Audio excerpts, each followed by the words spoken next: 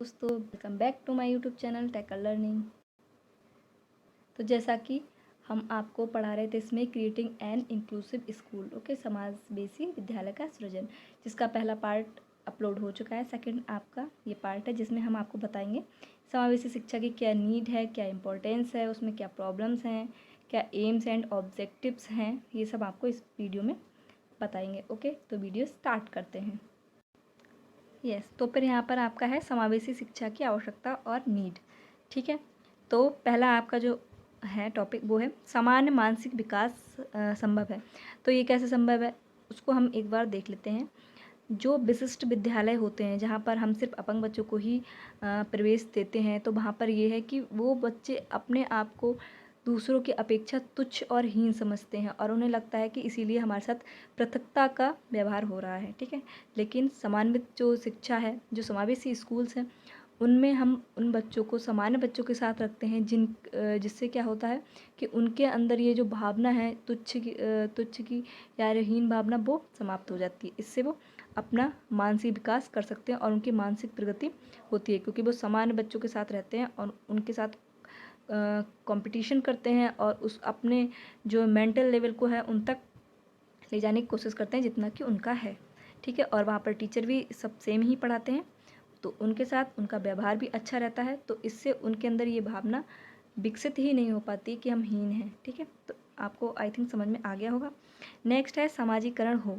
समाजीकरण होने का मतलब ये है कि विशिष्ट विद्यालय में हम उन बच्चों को जब रखते हैं तो वहाँ पर सब अपंग बच्चे हैं, तो उनका वहाँ पर ज़्यादा समाजीकरण नहीं हो पाता, क्योंकि वो अपने आप को हीन वाली भावना से जो है परे नहीं रख पाते हैं। वहाँ पर उनका जो है सामाजिक गुण बहुत अच्छे से नहीं हो पाता है। लेकिन जब हम उन्हें समावेशी विद्यालय के अंतर्गत प्रवेश दिलाते हैं, सामान्य बच्चों के साथ उन्हें रखते हैं, जो बहुत प्रगतिशाली बच्चे हैं उनके साथ रखते हैं, तो उन सभी के अंदर, जो सामान्य बालक हैं जो अपंग बालक हैं, दोनों के अंदर नैतिक गुण, प्रेम, सहानुभूति और आपसी सहयोग आदि गुणों का विकास होता है।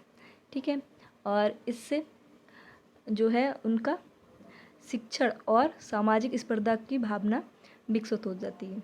ठीक है, नेक्स्ट हम देख लेते हैं कम खर्चीला हो।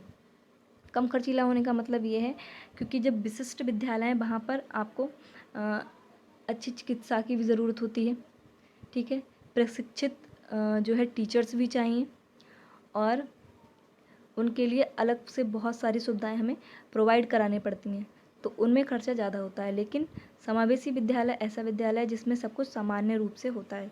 जैसे सामान्य वाले को जो सुविधा दी जा रही है उन्हें भी दी जाती है, जब बहुत ज़रूरत पड़ती है तब उन्हें अलग से जो है इंस्ट्रूमेंट या इक्विपमेंट प्रोवाइड किए जाते हैं, अन्यथा उनका उसमें ही काम चल जाता है और इतना खर्चा वहाँ पर नहीं होता। तो वो बहुत कम खर्चीली है पेरेंट्स के लिए, उन्हें अलग से जो है फीस जो है पे नहीं करनी पड़ती है। ठीक है, और नेक्स्ट है आपका शिक्षा का सार्वभौमिकरण। शिक्षा का सार्वभौमिकरण ये है कि उनका सभी में विकास होता है, उनका मानसिक विकास होता है, सामाजिक विकास होता है, नैतिक विकास होता है।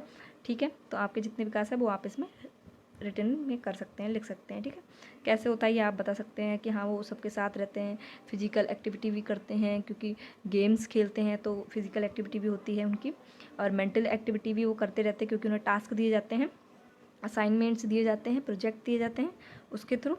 ठीक है, नैतिक गुणों का विकास होता है क्योंकि उन्हें उस पर पढ़ाया जाता है और जो टीचर्स हैं उन्हें बताते हैं और वो आपस में रहते हैं, तो बाकी व्यवहार वो बच्चों से भी सीखते हैं।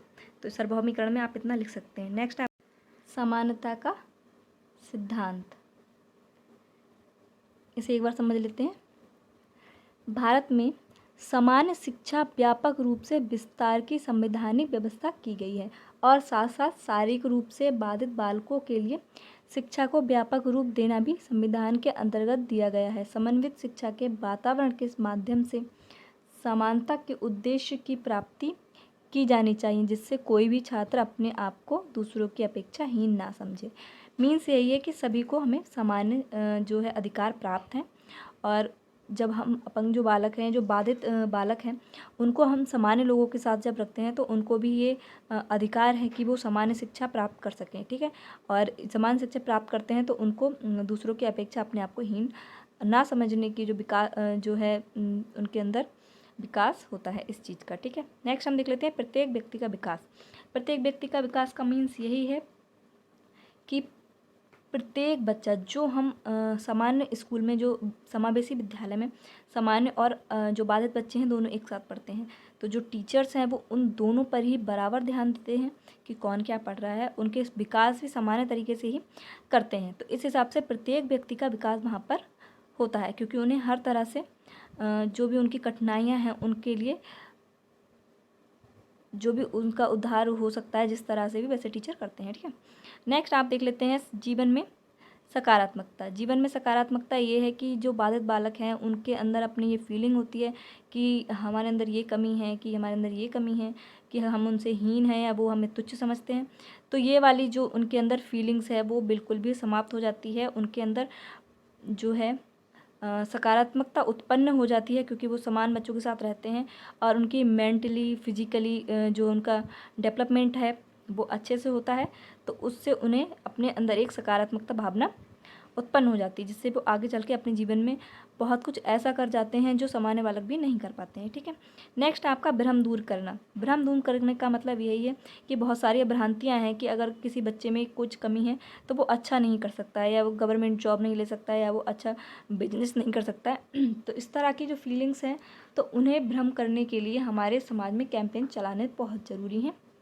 ठीक है, जिससे जो बाधित बच्चे हैं उन्हें भी मतलब ये चीज़ फील हो कि हाँ वाकई हम भी बहुत कुछ कर सकते हैं। उन्हें उनके जो पाठ्यक्रम हैं उसमें ऐसे जो महान व्यक्ति हैं उनके बारे में उन्हें पढ़ाना चाहिए, जो बाधित बच्चे हैं जिन्होंने बहुत कुछ किया है उनकी मिसाल उन्हें देनी चाहिए, इस तरह से उन्हें पढ़ाने चाहिए और बीच बीच में उन्हें इस तरह के लोगों के बारे में भी बता देना चाहिए। ठीक है, तो ये आपका हो गया कंप्लीट। ठीक है, ये आपका पूरा कंप्लीट हो गया समावेशी शिक्षा की आवश्यकता। अब हम पढ़ेंगे समावेशी शिक्षक का महत्व। गाइस, तो फिर ये आपका पहला देख लेते हैं कि मानसिक विकास करने के लिए। तो मानसिक विकास करने के लिए का मतलब ये है कि आपका मेंटल ग्रोथ, उसमें क्या होता है कि असमर्थ बालकों को विशिष्ट शिक्षा अलग विद्यालयों में निपुण एवं प्रशिक्षित शिक्षकों के द्वारा दी जाती है। लेकिन असमर्थ जो बालक है उनके अंदर मन में ये बात रहती है कि हम मानसिक जो है हीनता उनके अंदर विकसित हो जाती है। उन्हें ये लगता है कि हम समान बालकों के साथ क्यों नहीं शिक्षा प्राप्त कर पा रहे हैं, जबकि हम भी उनके ही जैसे हैं। इसका उन पर बहुत नकारात्मक प्रभाव पड़ता है और वह जो जितना वो ज्ञान प्राप्त करना चाहते थे उतना ज्ञान प्राप्त वो नहीं कर पाए, ऐसे उनके अंदर भावना उत्पन्न हो जाती है। लेकिन समावेशी शिक्षा के जो अंतर्गत असमर्थ बालकों को क्या होता है, समान विद्यालय में समान बालकों के साथ ही शिक्षा प्रदान की जाती है। साधारणतः बालकों को इस तरह जो शिक्षा प्रदान करने में उनको क्या लगता है, उनकी जो हीन भावना जो है वो विकसित नहीं होती है। उसके विपरीत उनके अंदर आत्मसम्मान की भावना का जो है विकास होता है। ठीक है, तो ये आप समझ। तो आपका सेकंड जो ऑप्शन है वो है शैक्षिक वातावरण। तो शैक्षिक वातावरण, इसमें आप इस तरह से लिख सकते हैं कि सामान्य विद्यालय में जब जो विशिष्ट बच्चे हैं वो सामान्य विद्यालय में जब प्रवेश लेते हैं तो उनके अंदर जो हीन भावना होती है धीरे धीरे उसका जो है अंत हो जाता है, जैसे जैसे वो सामान्य बालकों के साथ अपना जो है रहन सहन करते हैं, वहाँ पर जैसा व्यवहार करते हैं और वहाँ पर जो टीचर हैं जो और सहयोगी हैं उनका उन्हें साथ मिलता है, सहयोग मिलता है, इससे वो और अग्रसर आगे के लिए होते रहते हैं। ठीक है, और उनके अंदर जो ये भावना उत्पन्न हो जाती है कि हम भी इनसे कम नहीं हैं, हम भी कुछ कर सकते हैं। ठीक है, तो वहाँ पर उन्हें अच्छा और शैक्षिक वातावरण प्राप्त होता है, जिससे वे कंटिन्यू अच्छे से पढ़ाई कर सकते हैं और अपने जीवन को सफल और सरल बना सकते हैं। ठीक है, नेक्स्ट आपका है सामाजिक मूल्यों का विकास करने के लिए। ठीक है, तो इसमें आप इस तरह से लिख सकते हैं कि शिक्षा का उद्देश्य बालकों को केवल शिक्षित करना ही नहीं है बल्कि उनका सर्वांगीण विकास करना है। सामान्य विद्यालय में असमर्थ बालकों के लिए शिक्षा प्रदान करने में उनमें सामाजिक गुणों का भी विकास होता है, क्योंकि विद्यालय में समाज के सभी वर्गों के लिए बालक शिक्षा ग्रहण करने के लिए आते हैं। उनके साथ मिलकर असमर्थ बालकों में सामाजिकरण की भावना का विकास होता है। इस प्रकार से असमर्थ बालकों में भी समावेशन, प्यार, दयालुता, सहायता, भाईचारा आदि सामाजिक गुणों का विकास होता है। आई थिंक आप समझ गए होंगे कि उस सामाजिक मूल्यों का विकास करने से मतलब यही है कि वहाँ पर जिस तरह का उन्हें माहौल मिलता है, जिस तरह के बच्चों के साथ रहते हैं, क्योंकि वहाँ पर हर तरह के बच्चे हैं तो उनके अंदर सहयोग की भावना उत्पन्न होती है, उनके अंदर प्यार है ना, प्यार की, दयालुता की, सहयोगिता की, भाईचारे की भावना उत्पन्न हो जाती है, क्योंकि वो जब एक साथ रहने लगते हैं, उनकी फ्रेंडशिप हो जाती है, तो वे एक दूसरे की भी हेल्प करने लगते हैं। ठीक है, तो इस तरह से उनके अंदर सामाजिक मूल्यों का विकास होता है। नेक्स्ट है आपका प्राकृतिक वातावरण के लिए। ठीक है, तो प्राकृतिक वातावरण में क्या हो सकता है कि सामान्य विद्यालय में असमर्थ बालकों को प्राकृतिक वातावरण प्राप्त होता है। जब असमर्थ बालक सामान्य बालकों के साथ साधारण विद्यालय में शिक्षा प्राप्त करते हैं तो उनमें इस भावना का विकास नहीं होता है कि वे किसी भी प्रकार से सामान्य बालकों से कम हैं। सामान्य बालक भी उनको अपना साथी समझने लगते हैं तथा असमर्थ बालक अपने आप को सहजता से उनके साथ समायोजित कर लेते हैं। तो वही जो मैंने आपको बात बताई अभी कि उनमें फ्रेंडशिप हो जाती है और उसके बाद वो सहयोग की भावना उनमें उत्पन्न हो जाती है। तो सामान्य जो बालक हैं और जो विशिष्ट बालक हैं, दोनों को एक दूसरे में बहुत प्रेम भाव उत्पन्न हो जाता है, जिससे उनके अंदर एक प्राकृतिक वातावरण जो है मजबूत होता है उनका। ठीक है, कम खर्चीली का मतलब आपका जो नेक्स्ट टॉपिक है कम खर्चीली। ठीक है, तो इसमें क्या हो सकता है, जो हमारी जो विशिष्ट हैं, जो मैंने इससे पहले भी बताया आपको कि जो विशिष्ट स्कूल होते हैं उनमें उन्हें बहुत प्रशिक्षित शिक्षक चाहिए, चिकित्सा चाहिए, अच्छी ये सारी चीज़ें बहुत चाहिए, इक्विपमेंट बहुत सारे चाहिए, तो उनमें पैसे लगते हैं। लेकिन अगर जो पेरेंट्स हैं अपने बच्चों को सामान्य स्कूल में पढ़ाते हैं, अगर समावेशी शिक्षा देते हैं, तो उन्हें इतना जो है अलग से पेमेंट नहीं करनी पड़ती है। तो इसके अनुसार यही है कि जो समावेशी शिक्षा है वो सस्ती शिक्षा होनी चाहिए, कम खर्चीले होने चाहिए, जिससे जो वहाँ पर कार्य करते हैं उनके लिए और जो पेरेंट्स हैं उनके लिए भी कोई प्रॉब्लम ना हो। नेक्स्ट आपका है समानता का सिद्धांत। ठीक है, तो जैसा कि हमारे भारतीय संविधान में प्रत्येक बालक को बिना किसी भी भेदभाव के एक समान शिक्षा मिले और उनका सर्वगीण विकास हो, ऐसी बात कही गई है। ठीक है, लेकिन इस शिक्षा और क्या कहा गया है कि हम शिक्षा प्रदान करने के लिए किसी प्रकार का भेदभाव नहीं कर सकते हैं और उस उद्देश्य को पूरा करने के लिए असमर्थ बालकों को समावेशी शिक्षा प्रदान करना अति आवश्यक है, क्योंकि वो क्योंकि उनको समानता का अधिकार है और वो भी सामान्य स्कूल में शिक्षा जो है प्राप्त कर सकते हैं। ठीक है, नेक्स्ट आपका है माता पिता का सपना पूरा होना। बहुत सारे पेरेंट्स ऐसे हैं जिनके बच्चे अक्षम हैं, जो बाधित बच्चे हैं, तो उन्हें लगता है कि शायद हमारे बच्चे पढ़ ना पाएँ अच्छे से, अच्छे स्कूल में ना पढ़ पाएँ, सामान्य बच्चों के साथ खेल कूद नहीं सकते हैं। तो वो सब उनके जो दिमाग में चीज़ें हैं, तो उन सब के जो है ये समाधान है एक तरह से समावेशी शिक्षा प्रदान करना। ठीक है, तो इस तरह से आप इसमें लिख सकते हैं। और नेक्स्ट आपका सीखने में सुधार के लिए, जो बहुत सारे बच्चे मेंटली बच्चे हैं, कई बच्चे ऐसे होते हैं जो जन्म से कुछ बच्चे बहुत जल्दी बोलते हैं, लेकिन जो बाधित बच्चे हैं वो शायद बोलने में उन्हें बहुत टाइम लगता है, वो बहुत बड़े होकर भी कम बोल पाते हैं या हकलाते हैं। तो ये चीज़ उनके अंदर जो है वो जब वो सामान्य बच्चों के साथ रहते हैं, जब वो सारे ज़्यादा बच्चों के साथ रहते हैं, तो उनके अंदर जो इनकी स्पोकन जो स्किल है वो डेवलप होती रहती है और धीरे धीरे जब वो बड़े होते रहते हैं, जैसे जैसे उनकी प्रॉब्लम जो है हकलाने वाली या और भी सारी मेंटली जो हैं हरकतें उनकी कुछ होती हैं कि कुछ को उंगली चटकाना है, इस तरह की मतलब जो रहती हैं चीज़ें, तो धीरे धीरे वो उनके साथ रहते रहते उनको अकल आ जाती है और वो सही से सीख लेते हैं। ठीक है, मतलब इस तरह से आप अपने शब्दों में अच्छे से इसको लिख पाएंगे। ठीक है, तो मैंने आई थिंक आपको समझा दिया है अच्छे से, तो आप लोग आई थिंक समझ गए होंगे। ठीक है, और हम जो नेक्स्ट आपको टॉपिक बताने वाले हैं वो है समावेशी शिक्षा की समस्याएं। तो इसके अंदर समावेशी जो शिक्षा है उसमें क्या क्या समस्याएं आती हैं उसके बारे में हम समझ लेते हैं। ठीक है, तो जो समस्या है उसमें पहला टॉपिक आपका है प्रशिक्षित शिक्षक ना होना। इसमें आप इस तरह से लिख सकते हैं, क्योंकि विशिष्ट जो स्कूल होते हैं उनमें प्रशिक्षित शिक्षकों की आवश्यकता होती है। सामान्य स्कूल में भी प्रशिक्षित जो ट्रेनिंग की उन्हें भी ज़रूरत होती है, लेकिन उनमें जब सामान्य विद्यालय में जब अपंग बच्चे या बाधित बच्चे पढ़ते हैं तो उन्हें स्पेशल टीचिंग की आवश्यकता होती है, क्योंकि सामान्य बच्चों पे तो आप नॉर्मली पढ़ा सकते हैं, लेकिन जो अपंग बच्चे हैं उनके साथ आपको थोड़ी सी मेहनत करने की ज़रूरत होती है टीचर्स को। ठीक है, तो बहुत ये दिक्कत है क्योंकि उन्हें जो है ट्रेनी टीचर नहीं है। तो यहाँ पर आप ये लिख सकते हैं। नेक्स्ट आपका शारीरिक बाधाएं। इसमें बहुत मुख्यतः कारण यही है शारीरिक बाधाएं, क्योंकि बहुत सारे अपंग बच्चे हैं, उन्हें बहुत सारी प्रॉब्लम्स है, किसी को किसी चीज़ की, किसी को किसी जो अंग में है वो बाधा है, तो वो एक मेन कारण है कि वो सामान्य शिक्षा जो ग्रहण करते हैं तो उसमें ये प्रॉब्लम उन्हें आती है।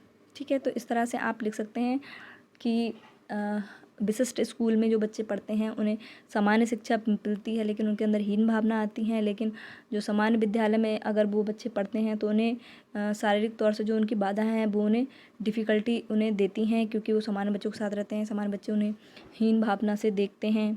ठीक है, यहाँ पर आप थोड़ा सा अपोजिट लिख सकते हैं। ठीक है, नेक्स्ट आपका है पाठ्यक्रम। पाठ्यक्रम में सुधार होने की बहुत ज़्यादा ज़रूरत है, क्योंकि उनके अंदर जो उन्हें कुछ और ऐसी चीज़ें सिखानी चाहिए, जैसे कि कोई स्किल, स्पेशल स्किल उन्हें सिखानी चाहिए, जिससे अगर वो आगे कंटिन्यू ना भी कर पाएँ पढ़ाई अपनी, तभी भी वो कोई ऐसा काम कर सके जिससे वो अपना जीवन यापन आगे कर सकें। ठीक है, तो पाठ्यक्रम में बहुत ज़्यादा सुधार होने की आवश्यकता है, जो कि सामान्य बालकों के साथ साथ जो शारीरिक बाधाएं वाले बच्चे हैं उनके लिए भी वो उपयुक्त हो। ठीक है, नेक्स्ट आपका है शैक्षिक प्रणाली का संगठन।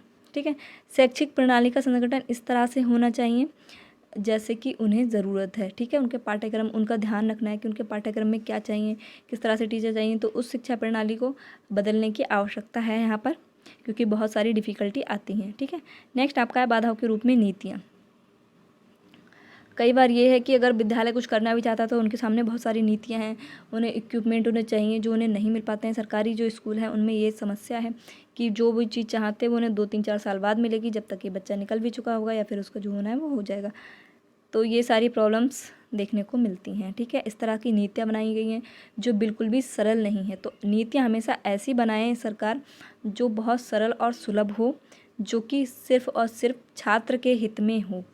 ठीक है, नेक्स्ट आपका है भाषा व संवाद। भाषा और संवाद में ये दिक्कत है कि हर लैंग्वेज का टीचर नहीं मिलता है। मतलब कोई अगर साउथ उसमें जाए तो हो सकता है कि वो अगर हिंदी वाला टीचर जा रहा है वहाँ, तो वो उस संवाद को नहीं समझ सकता है। दूसरी प्रॉब्लम आप इसमें ये लिख सकते हैं कि बहुत सारे बच्चे ऐसे हैं जो हकला के बोलते हैं, या फिर जिसको बोलने में और दिक्कत है, या जो लेट बच्चे बोलते हैं, तो उन्हें ये चीज़ बहुत मतलब प्रॉब्लम वाली है और टीचर उन्हें अच्छे से नहीं समझ सकते हैं, बहुत नहीं समझ पाते, तो ये एक प्रॉब्लम है। ठीक है, नेक्स्ट है आपका सामाजिक मनोवृत्ति।